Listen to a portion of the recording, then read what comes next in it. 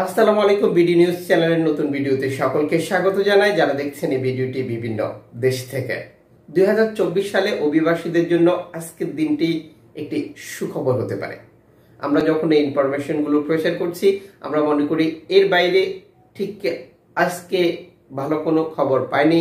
অভিবাসীরা যারা জীবন এবং জীবিকার সন্ধানে আরো উন্নত একটি ভবিষ্যতের আশায় ভিটে মাটি বিক্রি করে ধার দেনা করে সুদের উপরে টাকা নিয়ে লিবিয়া, তিউনিসিয়া, মধ্যপ্রাচ্যের দেশগুলোতে, তুরস্ক, গ্রিস বা আফ্রিকার দেশগুলোতে এসে অবস্থান করছে।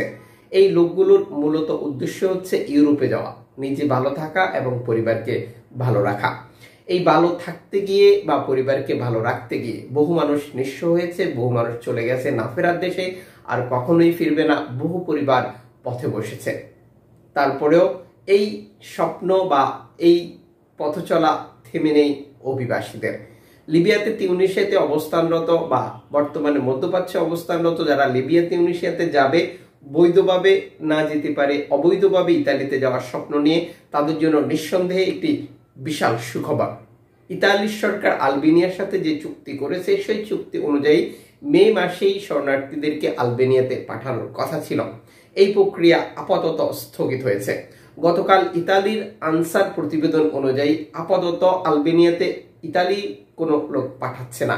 এই প্রক্রিয়াটি আরো 6 মাস পর দেখা যাবে কোন অবস্থায় রয়েছে। নিঃসন্দেহে লিবিয়াতে অবস্থানরত, তিউনিসিয়াতে অবস্থানরত যারা অবৈধ রাস্তা ব্যবহার করে ইতালি যাওয়ার স্বপ্ন দেখছিল, মাঝখানে আলবেনিয়াতে যাওয়ার দুশ্চিন্তায় পড়েছিল, তাদের জন্য বিশাল একটি সুখবর।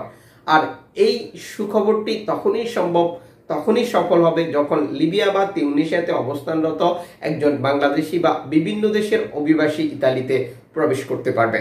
আপনারা অবগত রয়েছেন আলবেনিয়ার সাথে ইতালি সরকারের যে চুক্তিটি, এই চুক্তির সারাংশ এমন: ইতালি কোস্টগার্ড ভূমধ্যসাগর থেকে যে অভিবাসীদেরকে উদ্ধার করবে তাদেরকে আলবেনিয়াতে রাখা হবে। আলবেনিয়াতে রেখে যাচাই বাছাই করা হবে, তারা ইতালিতে থাকার যোগ্যতা অর্জন করলে ইতালিতে নিয়ে আসা হবে, আর যদি তারা রিজেক্ট হয় তাহলে তার নিজ নিজ দেশে পাঠিয়ে দেবে। এই প্রক্রিয়া নিয়ে ইতালির বর্তমান প্রধানমন্ত্রী জর্জিয়া মেলোনি কাজ করছে, যেটি আলবেনিয়াতে সংসদীয়ভাবে পাশ হয়েছে এবং ইতালিতেও পাশ হয়েছে। তবে স্থানান্তরের প্রক্রিয়াটি মে মাসে শুরু হওয়ার কথা থাকলেও অনিবার্য বা যে কোনো কারণে সেটি আপাতত স্থগিত হয়ে গেছে। আর এই স্থগিত হওয়া নিঃসন্দেহে লিবিয়া এবং তিউনিসিয়াতে অবস্থানরত একজন অভিবাসীর জন্য একটি স্বপ্ন বা বড় স্বপ্ন, যেখানে সে দেখেছিল যদি ইতালি কোস্টগার্ড আমাকে উদ্ধার করে তাহলে তো আলবেনিয়াতে পাঠিয়ে দেবে, আমার ইতালি থাকা হবে না। আর সেই লোকটির দুঃস্বপ্ন শেষে সুস্বপ্ন শুরু হবে আশা করি আজকের পর থেকে। নিঃসন্দেহে আমরা শুভকামনা জানাই সকল অভিবাসীকে যারা লিবিয়া এবং তিউনিসিয়াতে দীর্ঘদিন থেকে অপেক্ষা করছে ইতালিতে যাওয়ার জন্য। এখনই সেরা সময় ইতালিতে প্রবেশ করা। আর আমরা অপেক্ষা করছি কয়েকদিনের মধ্যে আপনারা দেখতে পাবেন রেকর্ড সংখ্যক বাংলাদেশ সহ বিভিন্ন দেশের অভিবাসী ইতালির দ্বীপ ল্যাম্পুদুসা বা বিভিন্ন দ্বীপে প্রবেশ করেছে, যারা জীবন এবং স্বপ্ন দেখে মাসের পর মাস, বছরের পর বছর এখানে অপেক্ষা ছিল। অ্যালামফোন রেডিও টেকনোলজির সর্বশেষ এক্স বার্তায় নিশ্চিত করেছে সাইপ্রাসে অভিবাসী যাওয়ার পথে একটি নৌকা বিপদে পড়েছে।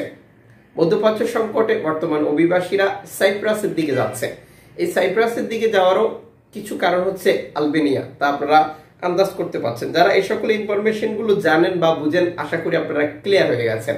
অভিবাসীরা কেন ইতালিতে যাচ্ছিল না গত কয়েক মাসে, আবার এখন কেন যাবে, আর অন্যান্য অঞ্চলে কেন যাচ্ছে তা একবারে স্পষ্ট। কারণ কেউই চায় না ইউরোপে যাওয়ার পর তাদেরকে আবার দেশে পাঠিয়ে দেখ বা তাদেরকে আটক কেন্দ্রে রাখাও। সেই পরিসংখ্যান আপাতত অভিবাসীরা মুক্তি পেল, যেহেতু ইতালি সরকার আপাতত এটি স্থগিত করেছে।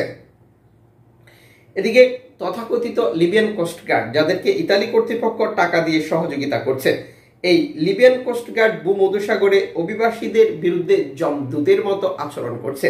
নৌকাগুলো ডুবিয়ে দিচ্ছে, অভিবাসীদেরকে গুলি করছে বা নৌকার ইঞ্জিন চুরি করছে, নৌকা যেটি প্লাস্টিকের হয় সেটি ফুটো করে দিচ্ছে, আরো নানা নির্যাতন। এই নির্যাতন করারও কিছু কারণ রয়েছে। তারা মনে করে যে অভিবাসী একটি নৌকাকে যদি আগুন ধরিয়ে দেওয়া যায়, একটি নৌকাকে ডুবিয়ে দেওয়া যায়, একটি নৌকাতে রেকর্ড সংখ্যক মানুষের মৃত্যু হয়, তাহলে পরবর্তী আরো কয়েকটি নৌকা ছাড়বে না বা এই নৌকা ছাড়া বন্ধ হয়ে যাবে। কিন্তু এটি সম্পূর্ণ তাদের ভুল সিদ্ধান্ত। তারা বছরের পর বছর এই কাজগুলো করলেও আপনারা দেখেছেন লিবিয়া থেকে তিউনিসিয়া থেকে শরণার্থী ইউরোপে যাওয়া বন্ধ হয়েছে বা বিপদে পড়ার পরদিন কোনো নৌকা ছাড়েনি। আদতই এই অভিবাসীরা মরলে মরবো বাঁচলে বাঁচবো এ ধরনের স্বপ্ন দেখার পরে ইউরোপে যাওয়ার চিন্তা ভাবনা করছে। আবার অনেকেই নিজের ভিটেমাটি বিক্রি করে বিদায় দিয়েই বের হচ্ছে, আর ফিরে আসবে না। এই পরিস্থিতিতে বর্তমান রুয়ান্ডাতে অভিবাসী পাঠানো যুক্তরাজ্যের যে পদক্ষেপ এবং ইউরোপের বেশিরভাগ দেশই চায় অভিবাসীদেরকে থার্ড পার্টি দেশগুলোতে রেখে ইউরোপে থাকার যাচাই বাছাই কার্যক্রম সম্পন্ন করার জন্য জানিয়ে তারা সর্বোচ্চ চেষ্টা চালিয়ে যাচ্ছে। আপনারা অবগত রয়েছেন যুক্তরাজ্য সরকার গত 2 বছর ধরে রুয়ান্ডাতে অভিবাসী পাঠানোর পরিকল্পনা করলেও এটি এখনো সফলতার মুখ দেখেনি।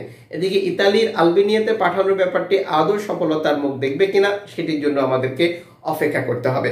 বিডি নিউজ চ্যানেলের সাথে যুক্ত থাকুন শরণার্থী আপডেট ইনফরমেশন জানার জন্য। প্রতিদিন চ্যানেলটি সাবস্ক্রাইব করে ফেসবুক পেজটি লাইক ফলো করে যারা করেছেন সকলকে ধন্যবাদ।